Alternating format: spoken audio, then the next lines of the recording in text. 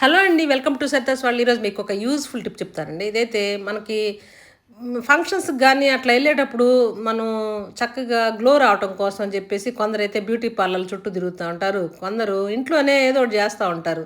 మన ఫౌండేషన్ వేసుకోవటం అలాంటియన్నీ జేస్తా ఉంటారు. అలా గాకుండా నేచురల్‌గా మనం ఈ విధంగా జేసుకుంటే సూపర్‌గా అయితే గ్లో వచ్చిద్దండి. అప్పటికప్పుడే గ్లో వచ్చేసిద్ది.